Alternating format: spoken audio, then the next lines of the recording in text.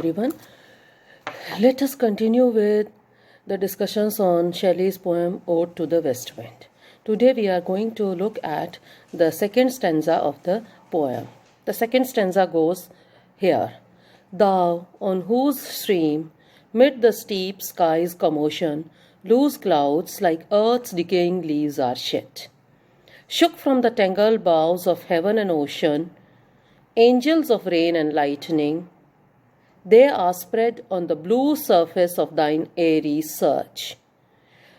Like the bright hair uplifted from the head of some fierce maenad, even from the dim verge of the horizon to the zenith's height, the locks of the approaching storm.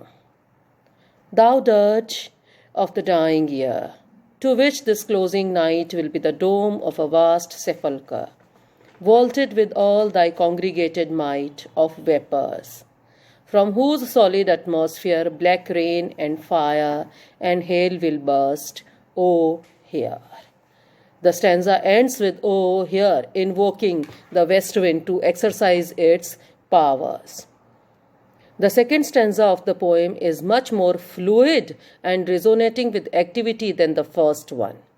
While the first stanza describes the creative and destructive powers of the west wind on the land, the second stanza directs attention to the effective presence of the wind in the sky, where the clouds are formed, and shows how the wind exerts its force on the clouds.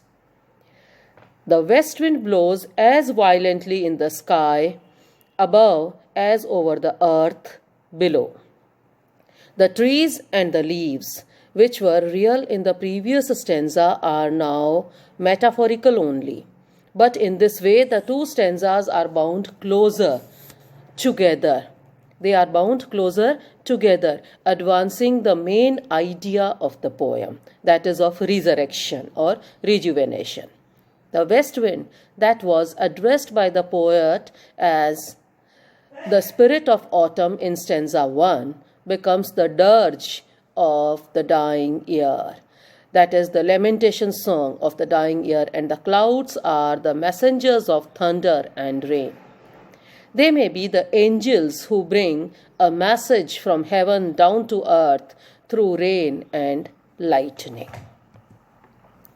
This stanza begins with a fine sketch of a cloudscape composed of two different types of clouds, fractostratus and cirrus.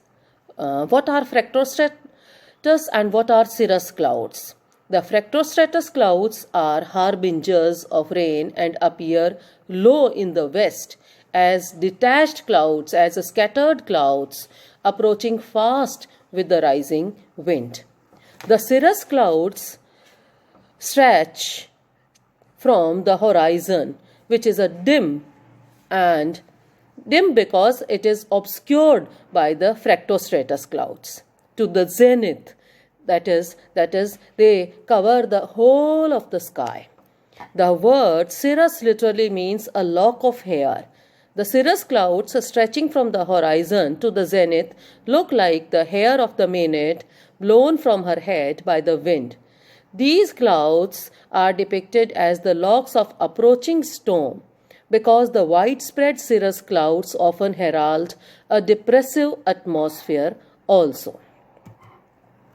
Shelley visualizes the wild movement of the clouds resulting from the violent disturbance of the atmosphere caused by the course of the west wind, the flow of the west wind, as it rushes up following a steep path into the sky.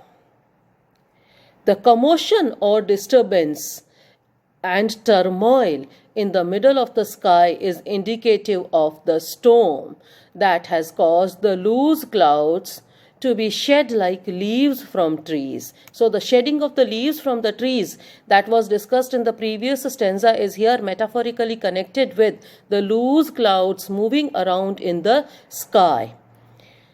The west wind is here compared to a stream of river on whose surface the loose clouds float as withered leaves float on the surface of the river.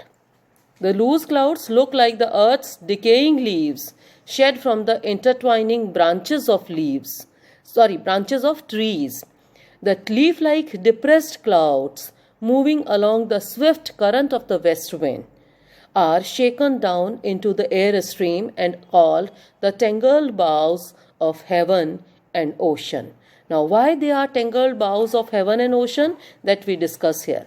Clouds are represented as branches of heaven and ocean because the vapors rise from the ocean to the sky, where they condense into clouds spreading from the horizon to the zenith. So this boughs of heaven and ocean has connection with the cloud formation process in the natural surroundings or natural environment.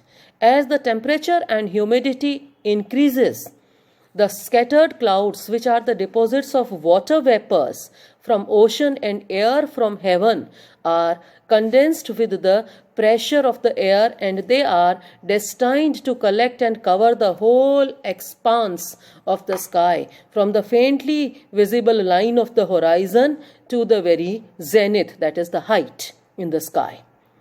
The line between the sky and the stormy sea is indistinguishable, and the whole space stretching from horizon to the zenith is covered with a trailing stormy clouds that are described as trees with their branches mashed together with the clouds. The poet describes the dark cloud clusters which are congregated or gathered or accumulated together by the force of the west wind. With the force of the west wind, they flying rapidly along the wavy air stream in the blue sky, and they emerge here as harbingers of thunder, lightning, storm, and rain. The long wavy strands of clouds that fly and rush around the sky, indicating the approaching storm, are here represented as locks or tresses of hair, as I pointed out earlier. A new image is introduced here, where the poet is comparing the wavy clouds with the locks of a minute's or a young woman's hair. And what is this new image? In this new image, this which is introduced by Shelley, here compares the loose clouds moving about violently on the surface of the sky to the uplifted and disheveled hair of a frenzied Maenad. The female worshipper attending on Bacchus. Maenad literally means a frenzied woman, as I told you, who were strangely attired and indulged in wild dances. Maenads were also frenzied devotees or votaries of Dionysius or Bacchus, the Greco-Roman god of wine, which is adjectively related to unrestrained or uninhibited or undisciplined or frenzied behavior or movement. The poet has brought in this image here to connect the violent movement of the clouds in the sky with regeneration, because ultimately this violent movement of the air in the sky collects the scattered clouds, and the sky becomes overcast with these dark clouds which ultimately shower on earth, indicating regeneration or renewal or increasing the fertility of land. The sky, overcast with black, thickly accumulated clouds, resembles the dome of a tomb. Another image is coming up here. The sound of the wind metaphorically becomes the funeral chant of the expiring year, the dying year. Because when we will come to the last line of the poem or the last stanza of the poem, where the poet says, "If winter comes, can spring be far behind?" So here, this dying year is indicative of the death of the winter season, which is a season of decay. The sound of the wind metaphorically becomes a funeral chant for the expiring year, and the night, approaching with threatening clouds, will form the great dome of its sepulchre. that is the burial chamber or grave for the dying year or the year which is coming to an end. The wailing west wind, which blows late in the autumn, is regarded as the death song of the nature over the dying year. In other words, the blowing of the west wind is a sign that the winter is coming to a close. Shelley imagines that the dark masses of clouds and vapors collected and spread across the sky by the west wind are, as it were, the dome of the tomb, the arch-shaped dome, in which the year is to be buried when dead. The dense masses of the clouds, the dense here means the collected masses of the clouds and vapors make the air thick and solid. Rain and lightning will burst from these clouds. The poet fancies that the rain falling from the dense and thunderous clouds will look black in the midst of the surrounding darkness. The west wind emerges as a prophet of tumult and turmoil, whose prediction is decisive, as it brings black rain and fire and hail, and will burst, bringing a change with its fertilizing powers.